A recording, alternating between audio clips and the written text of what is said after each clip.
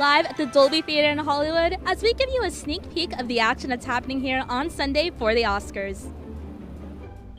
Emilia Perez has 13 Oscar nominations. While the film seems to be a fan favorite, is it a win for diversity? You might know him from Bonnie and Clyde or The Conversation. Tonight, I'll look back at actor Gene Hackman's career. See It Live starts now.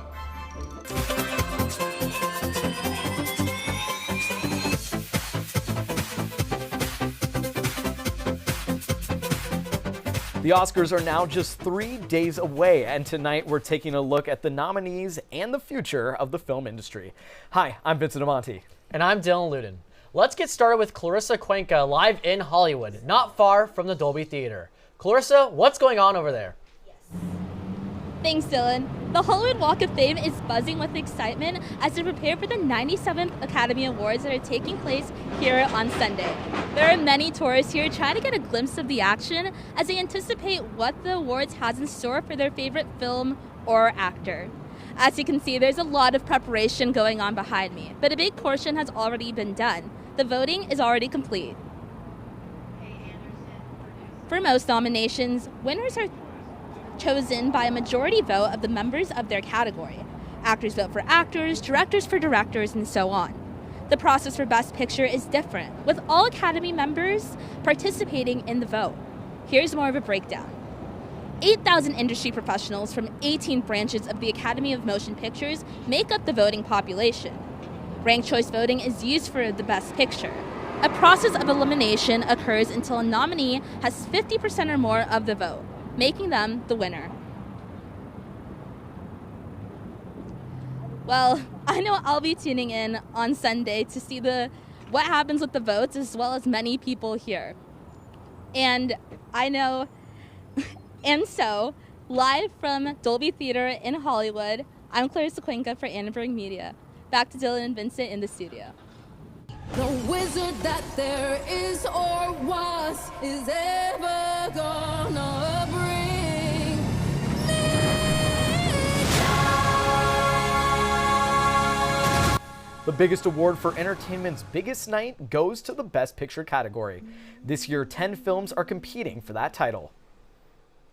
This year's nominations include Anora, musical drama Emilia Perez, Conclave, the Bob Dylan biopic A Complete Unknown, The Brutalist. Other nominees include horror film The Substance, Wicked, Nickel Boys, sci-fi sequel Dune 2, and I'm Still Here. I think of it as people voting. And when people vote, they tend to vote not only with artistic points of view, but with their heart.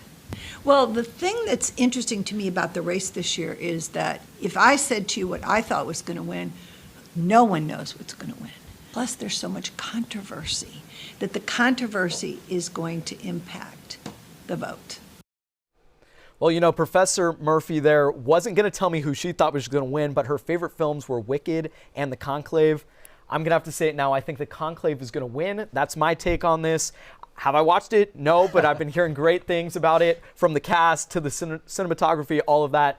And I have strong feelings about that. How about you, Dylan? What are you thinking? You know, for me, I saw The Brutalist, and I definitely do think it deserves to win Best Picture. I mean, Adrian Brody was phenomenal. He's definitely worthy of the Best Actor win, and I think it is a great depiction of, you know, Brody's character coming over, immigrating from Hungary and being, you know, this architect and constructing brutalist architecture. So I really love the movie, and I think it should win.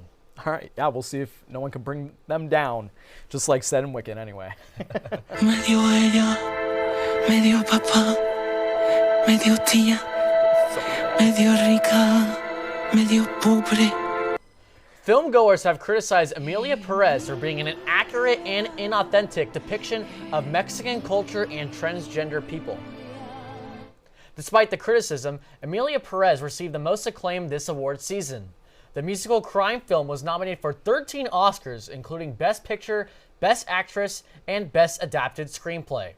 Overall, it has more nominations than other big contenders, like The Brutalist and Wicked.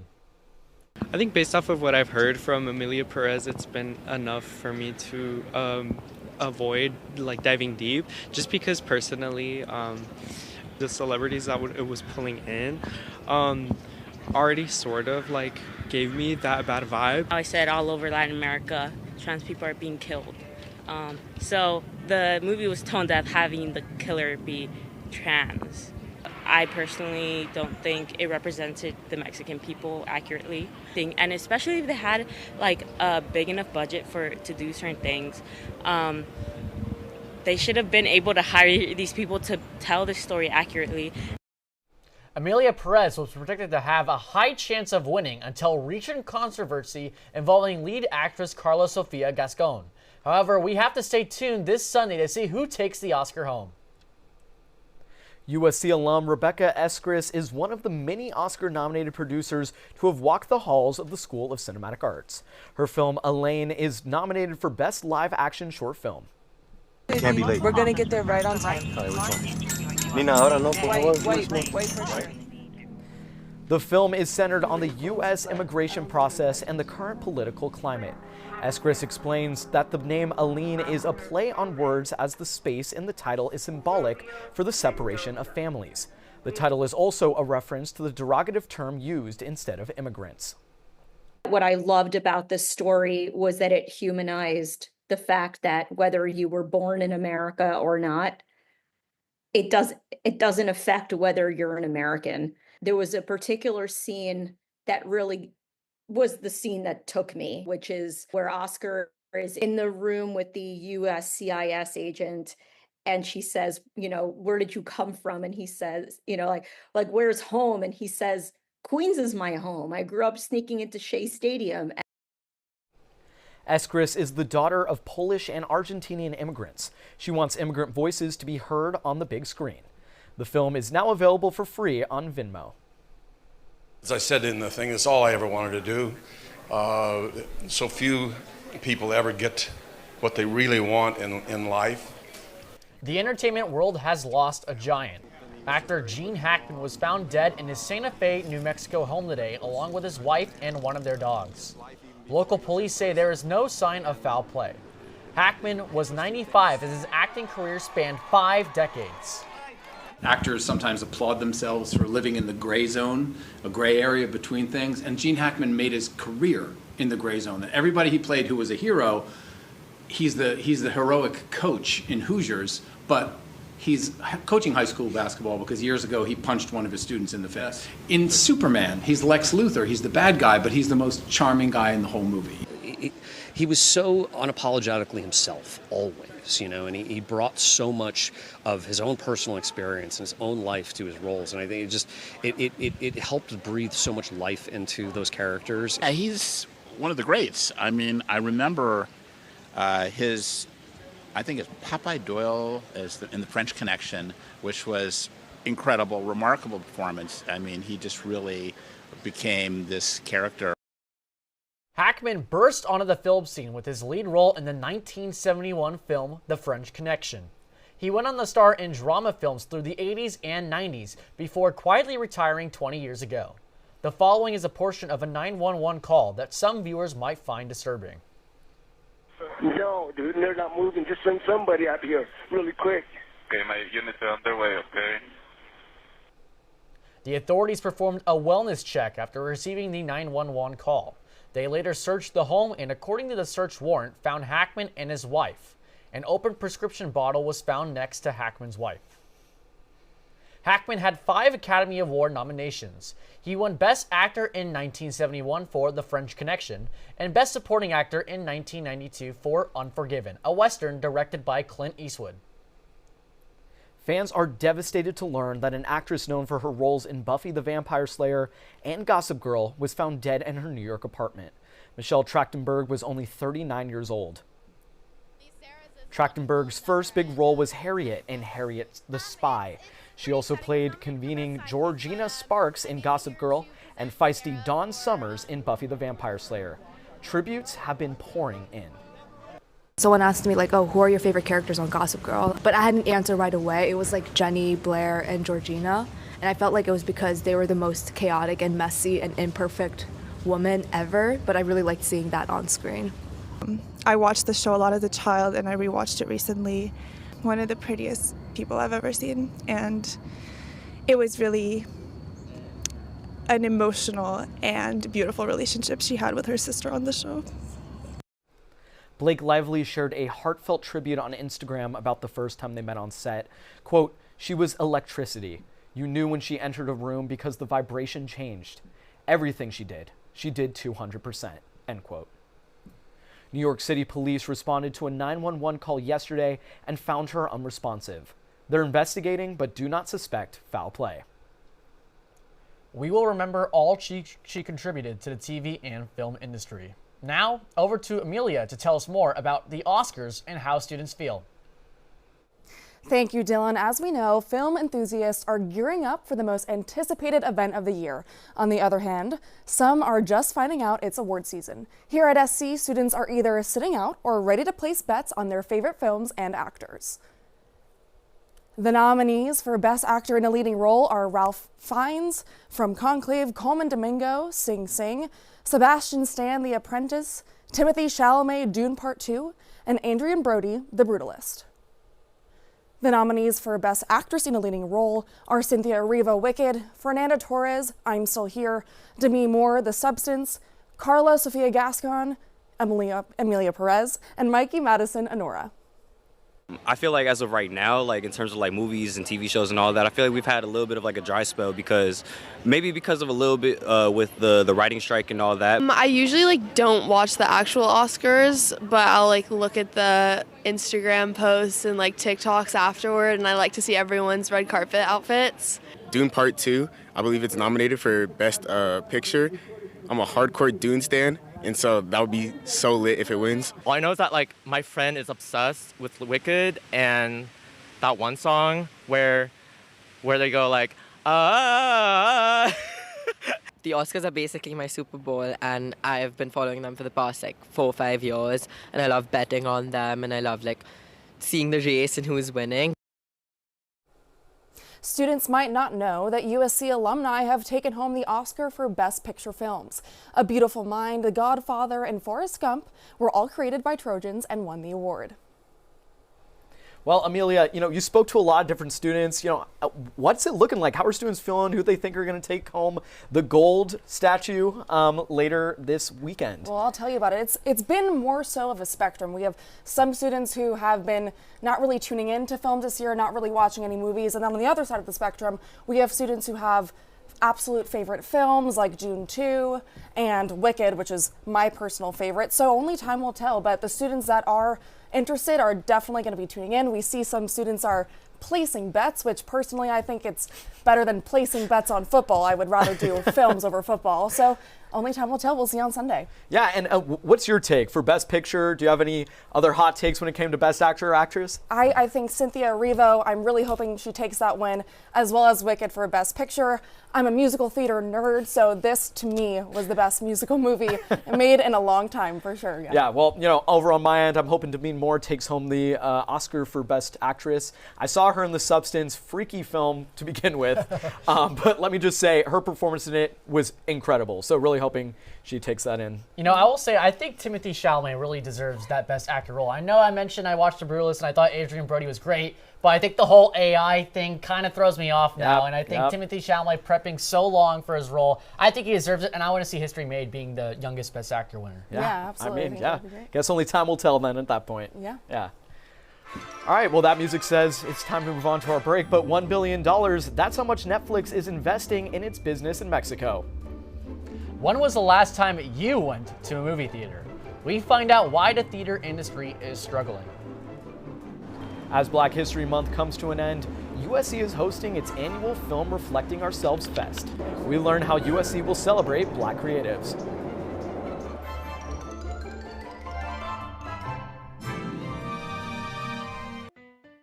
Let me tell you how we amplify our Latina voices. Check out Dímelo. We have it all. Deportes. Entertainment. Noticias. ¿Qué tal? Soy Mariela Gómez y bienvenidos a Dime la Hora. Radio and podcasting. Comida y cultura. Digital social media. ¿A qué equipo le vas tú? LA Galaxy o LAFC? Dímelo is the only Latina-focused media outlet at USC. Dímelo. we have it all. Dímelo, we have it all.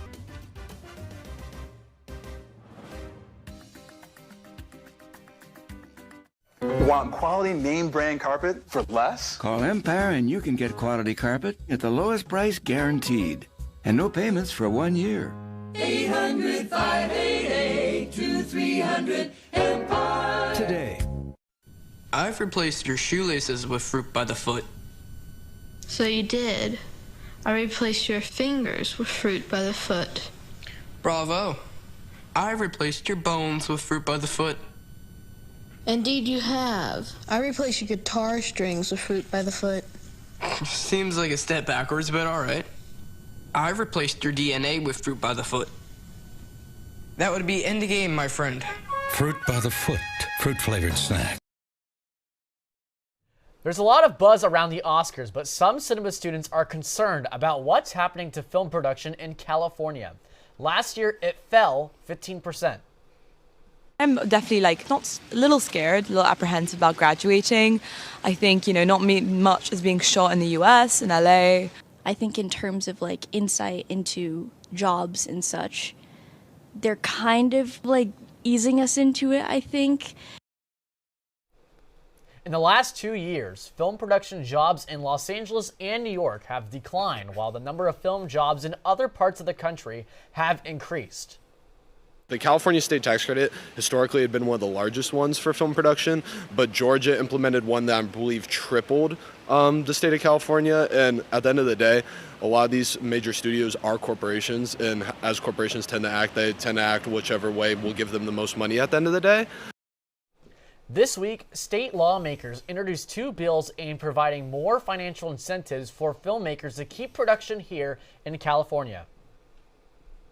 How many people even watch these Oscar-nominated films? Reporter Dana Hammerstrom went to the movies today, but not for the reason you'd expect. Let's all go to the lobby. Let's all go to the lobby. Well, I went to the lobby, and it was empty. According to a film industry professor, AMC theaters have not been profitable in 8 years. And it's not just AMC. Then you combine the 2 strikes that occurred in Hollywood after COVID. Not only are theaters struggling to get people to go and pay for a movie ticket, there's less content out there for them to persuade you and I to go see a film in a movie theater.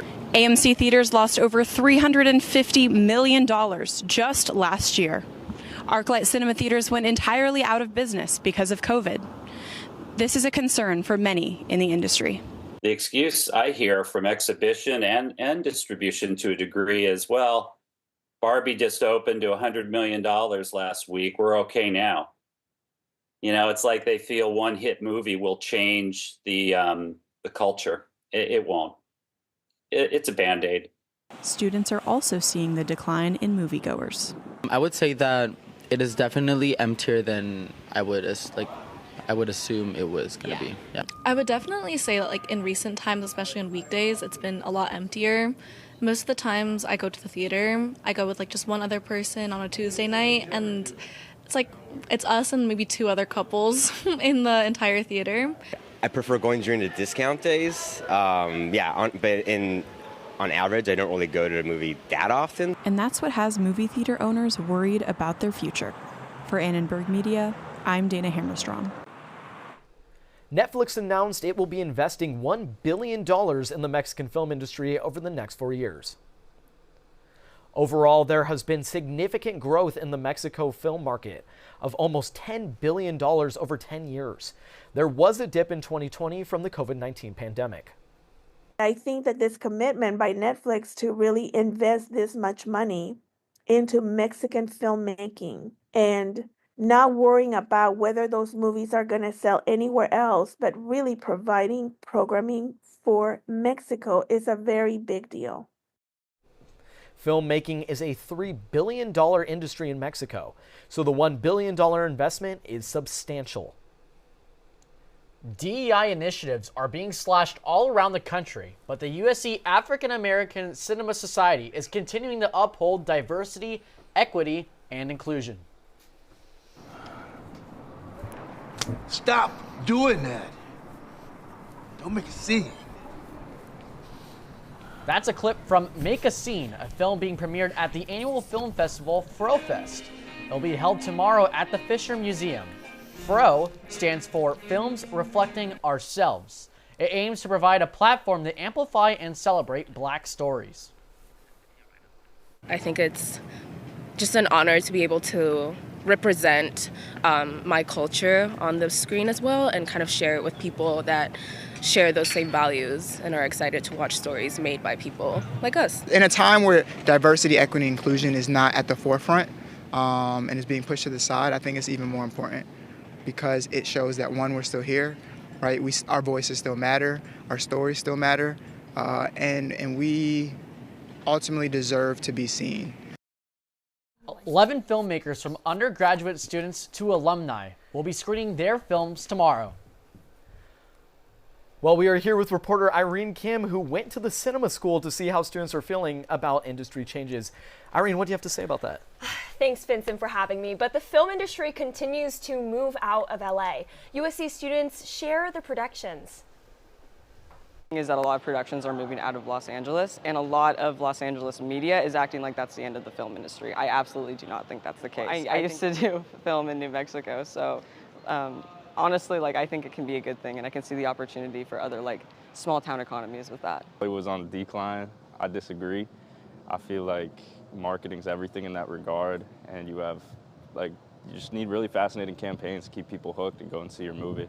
I think we're seeing a rise in the straight white male dominance once again. And while I think for the past couple of years we actually were moving away from that.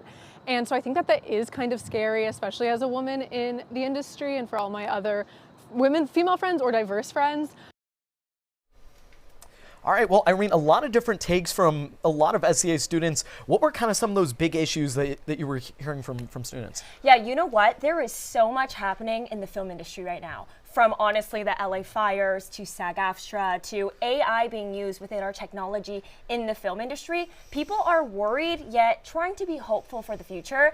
As storytellers and creatives and artists, that is their main goal, to be a storyteller, to really understand that stories are what matter at first. But with all these different insights from different people on how film will really change throughout the years, it is a little scary and people are hesitant to stay in LA or really honestly make a foot in the industry.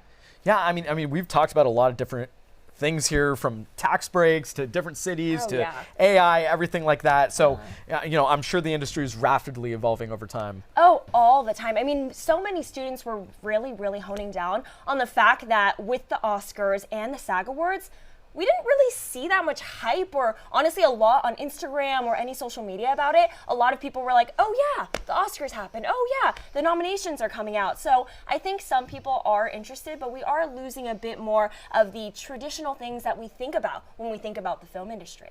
Yeah, and it could be too, there's not a lot of, maybe blockbuster films that we had in the past, Barbie and Oppenheimer. That was a big thing in the summer, but now this, kind of year, it's more of a complete unknown with Bob Dylan and Dune and Wicked, and other than that, it was more kind of, these art films where these actors can really shine, but didn't make a lot of, box office, you could say. Oh yeah, and I do want to shout out one of my favorite movies, who is one of the Best Picture nominees, but I think Nickel Boys was such an incredible movie. I watched it in theaters. I was super excited to understand more about these Reformation schools when they were happening. It's a really touching story, beautiful story, yet I don't know if you two have watched it or if other people have watched it, It's hard to get these indie films out there, but like me and the students who I was able to interview, they really do want to push that, understand that, and make that something central within our industry. Yeah, there's a reason they're nominated. Thank you so much for being here, Irene. All right, well, thank you so much for watching See It Live, and thank you to the Academy. From everyone at Annenberg Media, I'm Vincent DeMonte. And I'm Dylan Luden. For more coverage, don't forget to subscribe to our channel and turn on notifications so you never miss an episode. We'll see you next time. Good night.